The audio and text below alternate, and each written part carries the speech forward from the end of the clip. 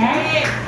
Kung dili tungod yun sa tabang sa atong Ginoo, wala ka na to ang mabuhi hangtod karon.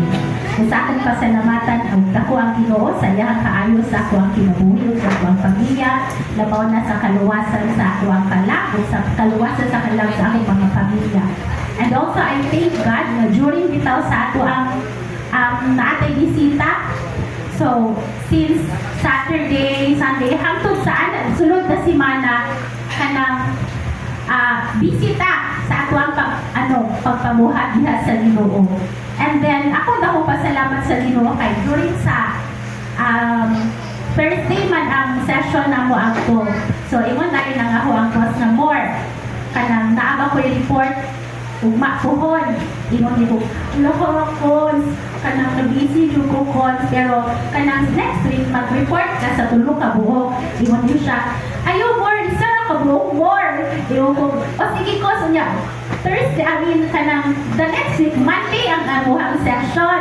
O niya, ana din siya sa pagka-Friday mo, matang amuhang pagsulod. Ingon tayo ko nga, Cons, andam na ang imuhang mga reports. Ingon tayo siya nga, more, isa na kabuhok ang ato ang i-report more. So, ang ako ang punto is, ako kayo ako ang pasalamat diha sa Ginoo kay sa tulong ka report, dali na siya na human. So, ang pasalamatan ng Ginoo sa kaalam, na kahibalo, ihatag sa akwa. So, ako ibalitan ng Ginoo, ibalitan. Praise God. Hallelujah. Salamat sa Ginoo. No, sa ako pong kinabuhi, mapasalamatan ko nga gidatan ni Lord itang tanan karon.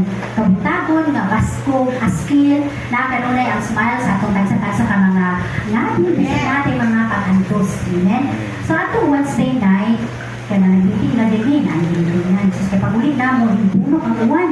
Sugod pa sa mangga, kaingon sa panglakit na, kasugan kayo uwan. So, first time ko nga nag-drive nga, kaya bang hindi mo ma-imagine ang katugnaw, basta ang protection sa Ginoo na agyo. So, dito ko, hindi nga muna bang atong tuyo, kadapit nga agian na din, ikaw kalabang tungod kay ang traffic. So, hindi ko, sa pag-liko na mo, yung lang gamay. Karon kinaunahan man nilog ka ng 4 wheels. Ang tanang mga tubig, ang tanang banaw naligo, men. Nakaingon mo, Lord. So, nakaingon dito mo, Lord, salamat. Isa sa tanang ugaw, sa tanang kuan, di mo ba nang ihapon ni na nakaabot, di safe and sound, nakahong igagaw, kaya di ko itong napapangayo mo nati, nakahulun ta, kinahanglan ta mo so. So, minsan, sa mahinasan, kaya wala mahinasan.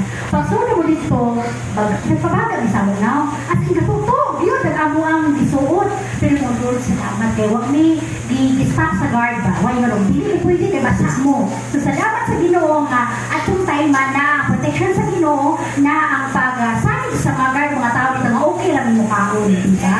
Nakauli may, murag, huwag mo katapos ng ibati, pero to God, to the glory for God. Amen.